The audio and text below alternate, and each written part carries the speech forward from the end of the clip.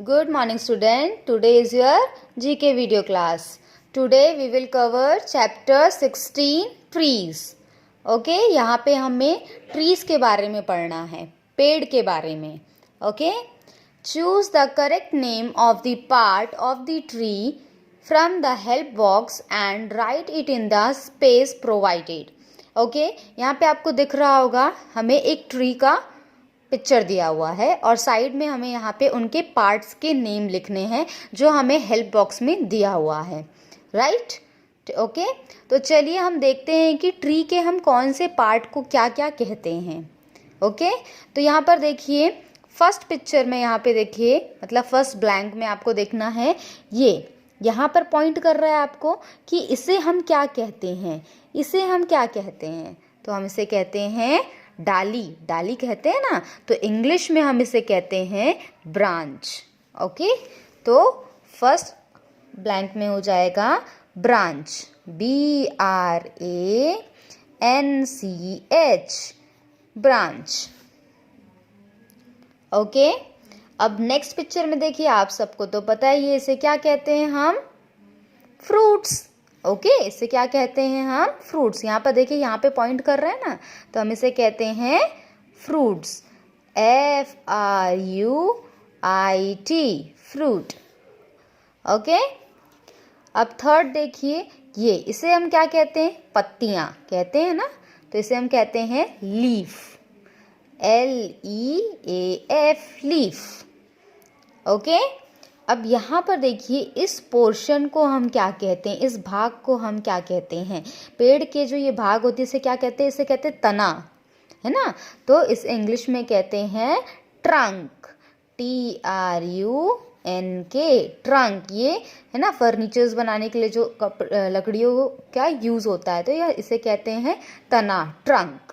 Okay, अब यहाँ देखिए इस पोर्शन को हम क्या कहते हैं, इस पार्ट को हम क्या कहते हैं ट्री के, इसे जड़ कहते हैं ना, जमीन के अंदर होती है, मिट्टी के अंदर होती है, इसी की वजह से तो पौधा उगता है ना, ट्री बनती है. तो इसे हम कहते हैं रूट. क्या कहते हैं, रूट, ROOT, रूट. ओके, तो यहाँ पर हमें 5 पार्ट्स लिखने थे हेल्प बॉक्स की मदद से. Okay, our next chapter, common abbreviations. Okay, इस चैप्टर में हम कुछ बातें हैं, है ना, कुछ चीज़ें जो हम उसे शॉर्ट फॉर्म में बोलते हैं. ओके, तो उसे ही हम बोलते हैं एब्रीविएशन. ठीक है, तो यहाँ पे कुछ कॉमन वर्ड्स हैं, है ना, कॉमन सेंटेंसेस जिसे हम शॉर्ट में क्या बोलते हैं. Right the abbreviation of the following. यहाँ पे कुछ हमें दिया हुआ है, उसके हमें क्या करना है, एब्रीविएशंस लिखने हैं, शॉर्ट फॉर्म में लिखना है. ओके, फर्स्ट है Greenwich mean time. Greenwich mean time को हम शॉर्ट फॉर्म में क्या बोलते हैं. ओके, तो हम उसे कहते हैं BC, कहते हैं BC.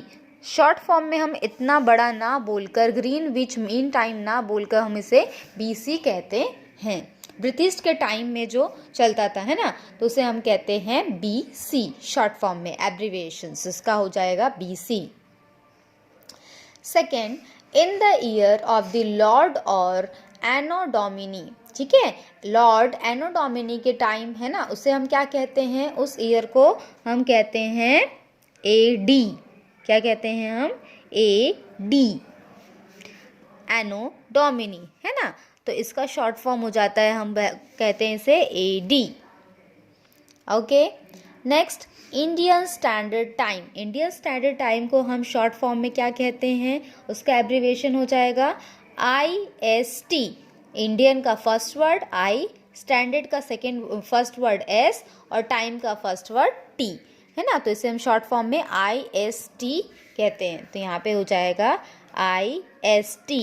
ओके, और जो भी एब्रीविएशंस होते हैं उसे हम कैपिटल लेटर में डिनोट करते हैं. ओके, नेक्स्ट एक्सेट्रा और सिमिलर थिंग्स.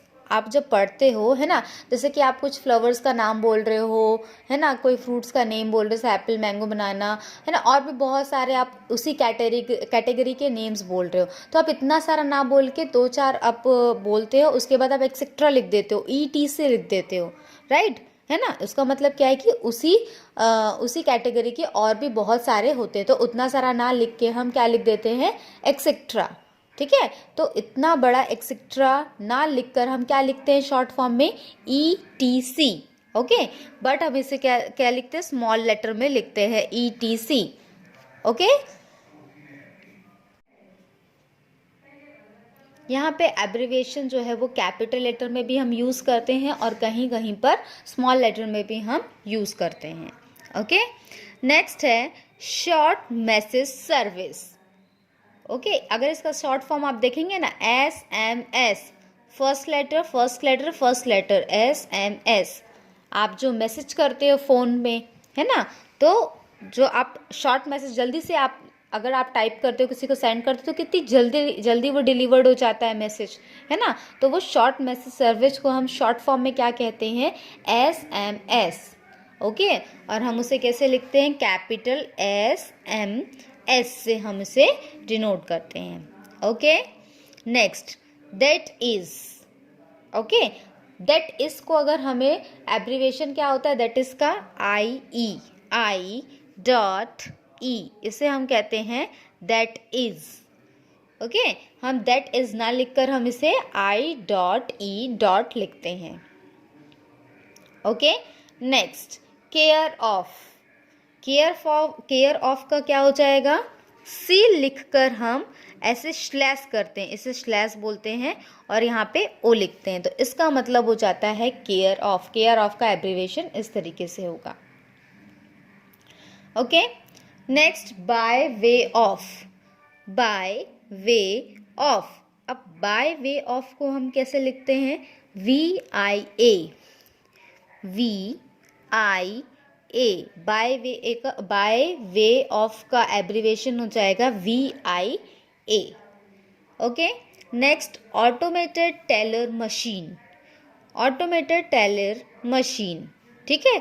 तो ATM जो यूज़ करते हैं उसका फुल फॉर्म हो जाता है ऑटोमेटेड टेलर मशीन, ओके। और उसका एब्रीविएशन हो जाएगा ATM, ओके। ATM का ऑटोमेटेड टेलर मशीन।